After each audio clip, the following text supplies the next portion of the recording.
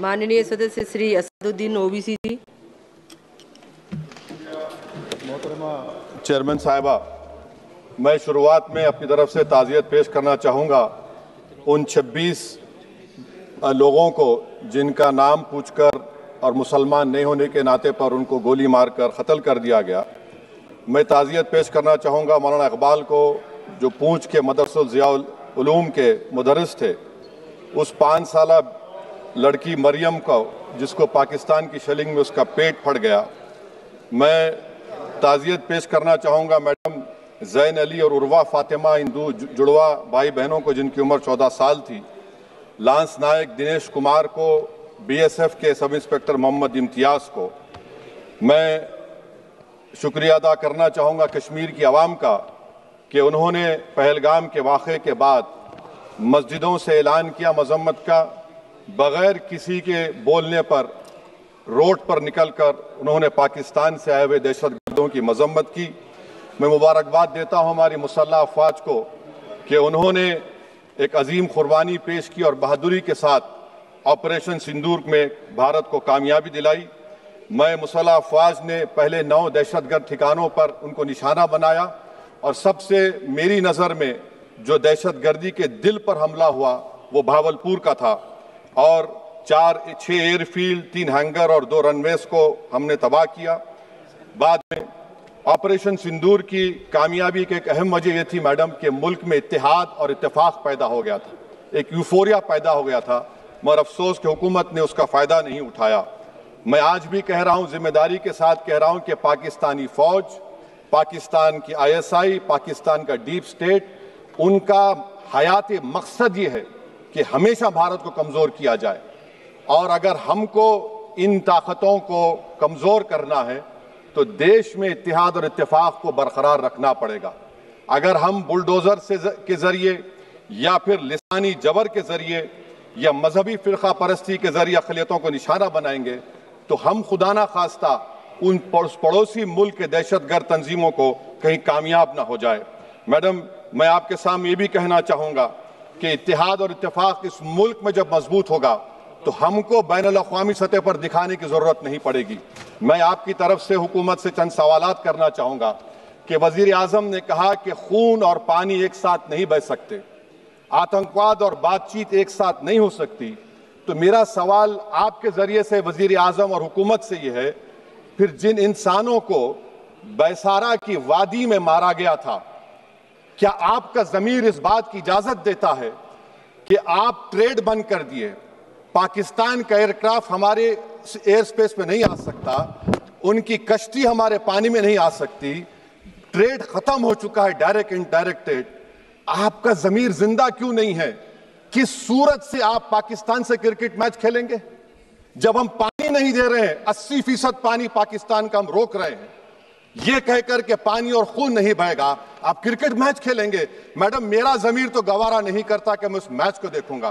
क्या इस हुकूमत में इतनी हिम्मत है कि उन 25 मरने वालों को फोन करके कहे कि देखो हमने ऑपरेशन सिंदूर में बदला ले लिया, अब तुम पाकिस्तान का मैच देखो?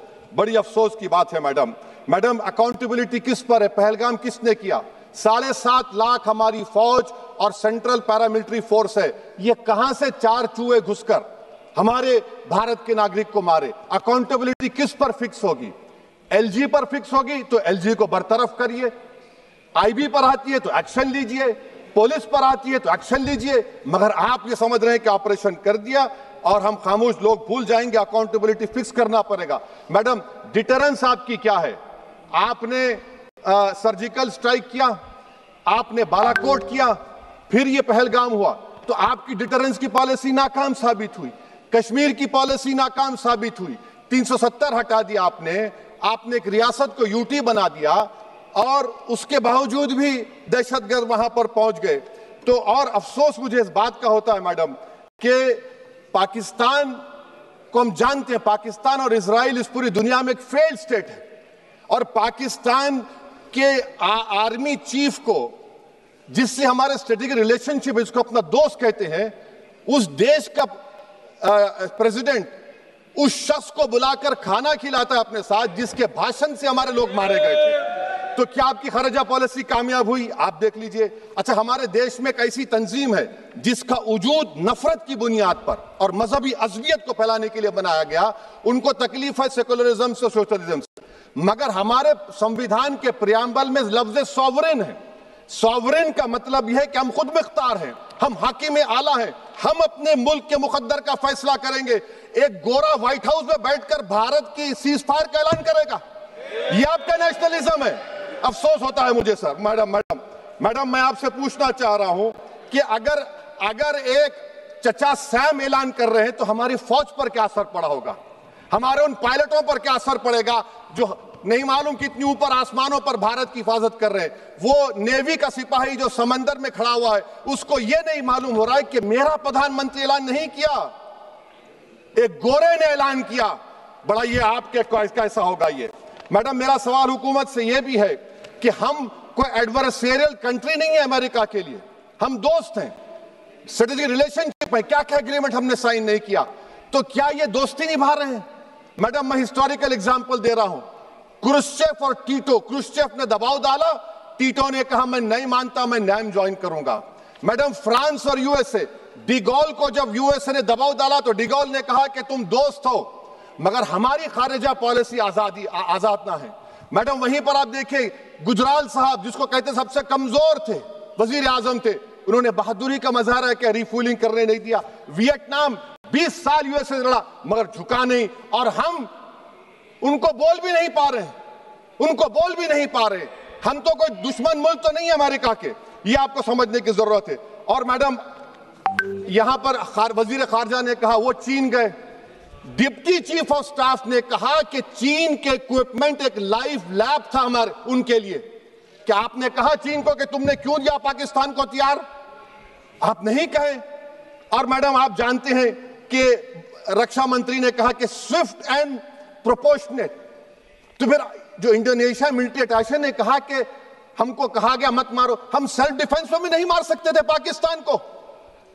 और अगर आप ट्रंप के बयान को गलत कह रहे हैं कि 5 एयरक्राफ्ट नहीं गिरे, मैं यकीन करता हूं आपकी बात का। आप हमारे पायलट्स को कमेंट करिए ना, हमारे पायलट्स को कमेंट करिए कि हम अपने पायलट्स की तारीफ करते हैं, आप वो भी नहीं करना चाहते। मैं हुकूमत से जानना चाहता हूं मैडम कि क्या फ्रांस ने हमको सोर्स कोड नहीं दिया जिसकी वजह से हमारे एयरक्राफ्ट को क्या नुकसान हुआ? अब मुस्तकबिल में आप हथियार खरीदेंगे तो क्या आप सोर्स कोड हासिल करेंगे? और मैडम मैं आपको बताना चाह रहा हूं, मेरे सवाल का जवाब हुकूमत दे।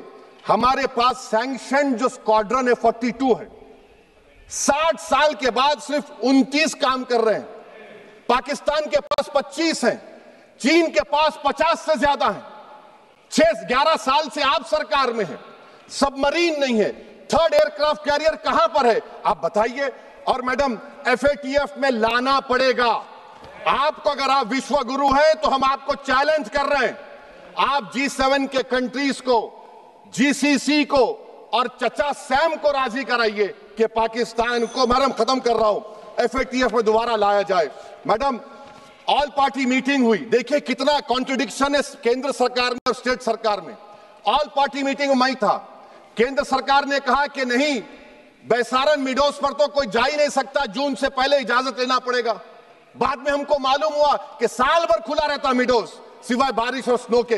ये कॉन्ट्रडिक्शन है केंद्र सरकार में वहां पे। मैं हुकूमत से मुतालबा करता हूं मैडम आपके जरिए से कि कौमी सिक्योरिटी को, नेशनल सिक्योरिटी को, खारिजा पॉलिसी को, फॉरेन पॉलिसी को राजनीति का मुद्दा मत बनाइए, राजनीति का मुद्दा मत बनाइए। ये हमारे मुल्क में मुफाद होगा, हमारे मुल्क के इत्तेहाद और एकजुटती को आप एक वोट का जरिया मत बनाइए। और मैं एक आखिरी बात पूछ रहा हूं मैडम, क्या चीन ने हमसे कहा था कि सीज फायर कर लो? और कैसे पाकिस्तान ने हमारे पायलट्स की बातों को सुना कि हमारा कम्युनिकेशन एनक्रिप्ट नहीं है? मैडम आखिर में मैं अपने शेर से इस अपनी बात को खत्म करूंगा कि अपने ही हाथों से सर अपना कटाना है हमें, मादर हिंद पे भेंट चढ़ाना है हमें। किस तरह मरते हैं एहरारे वतन भारत पर, ये तमाशा है जो दुनिया को दिखाना है हमें। ये मैं भारत की उस बहादुर फौज के नाम पे करता हूं, मुसल्ह फौज के नाम पे करता हूं। ये शेर कहने वाला कोई बीजेपी का नहीं था, ये शेर कहने वाले का नाम शेर था, शहीद अशफाकुल्लाह। मैं फिर से हुकूमत से कह रहा हूं, पाकिस्तान टेररिज्म करेगा, आप तैयार हो जाइए। आप चीन से मोहब्बत, कितना इम्बैलेंस हुआ ट्रेड का, कितना इम्बैलेंस हो रहा है चीन से। अच्छा, जब गलवान हुआ उस वक्त भी ट्रंप ने कहा था कि मैं बात करूंगा, हमने कहा नहीं बात करेंगे, जरूरत नहीं है। आज ट्रंप हमारे से पहले बोलता है इज्जत नफ्स भी कोई चीज होती है, इख्तिदार में कोई यहां रहेगा कोई वहां रहेगा, मगर इख्तिदार में इकबाल होना चाहिए। बदबख्ती की बात यह है कि आपने इकबाल को खो दिया। बहुत बहुत शुक्रिया।